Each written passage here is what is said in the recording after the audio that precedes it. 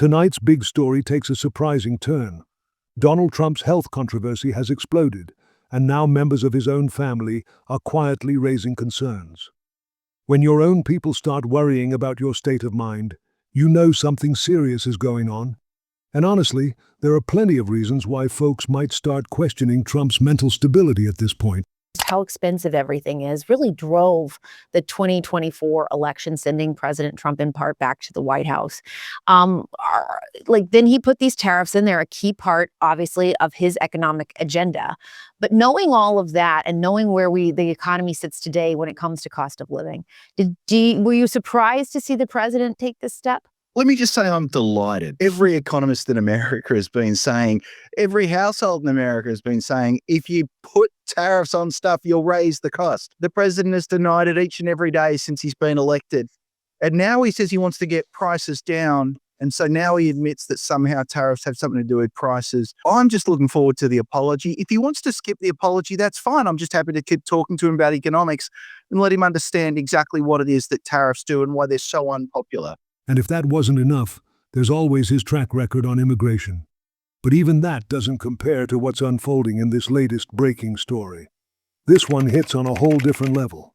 And Willie, you told me that you voted for President Trump in 2024. Do you regret that decision? ¿Te arrepientes esa decisión? Yes, 100%.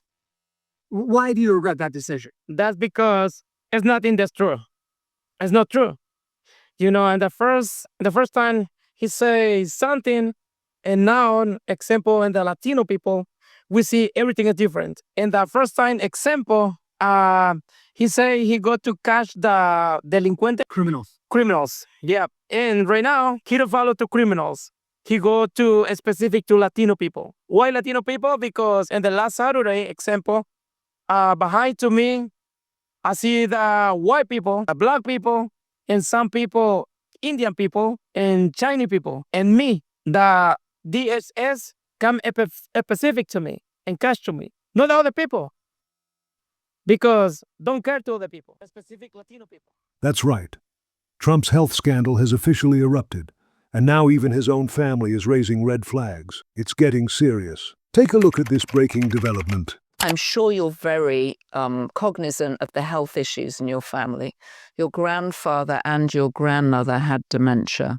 When you look at Donald Trump as a trained psychologist, what do you see? Just to be clear, I'm a clinical psychologist, not a neuropsychologist, but I know enough about how to assess certain kinds of neurological disorders. And of course, as you said, my grandfather had Alzheimer's for a very, very long time. So I'm more comfortable speaking about the untreated, longstanding psychiatric disorders Donald's had. But there are times I look at him and I see my grandfather. I see that same look of confusion. I see that he does not always seem to be oriented to time and place. His short-term memory seems to be deteriorating. And obviously, this is somebody who has never had a great deal of impulse control, but that too is deteriorating as well. So there are many, many red flags and many questions that are not being answered by the administration. That became sort of a desperate need. That was my grandfather. Like just the terrifying thought that he was poor, and then what would he be? And of course, there was no reason for him to think that. With Donald, we see similar things. Like why does he need to accumulate so much wealth? And I know he's not alone in this. This is a disease that is pretty common. But his grasping nature, his desperate need to surround himself with these excessively wealthy people and put them in a position where they feel like they just need to hand over millions, tens of millions of dollars to him, it's pathological. Not that it ever wasn't, but it's increasingly pathological. So that's one thing. Just this fear that it's never going to be enough, which is partially what my first book was about. And then, of course, there is the increasing awareness that he is not at all who he's been pretending to be his entire life. And I think it's important to remember that especially since my grandfather decided that Donald was going to be the guy. He has spent the vast amount of his psychic energy pretending he's something he's not. And he is not conscious of this at all.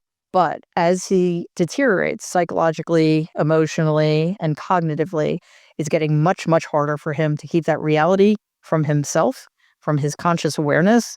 And it is terrifying. Thanks for tuning in. If you enjoyed the video, don't forget to hit the like button, subscribe, and tap the bell so you never miss an update. Your support helps us keep bringing you fresh stories and honest commentary. And remember, help us stop Donald Trump. See you in the next one.